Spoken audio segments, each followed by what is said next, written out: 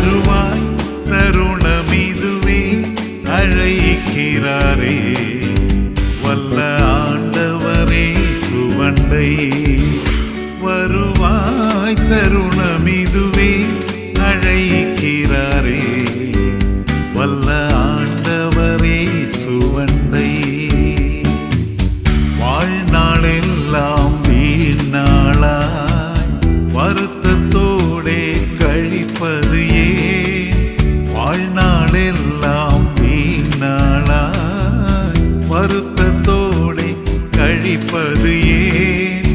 வந்தவர் பாதம் சரணடைந்தார் வாழ்வித்து உன்னை சேர்த்து கொள்வார்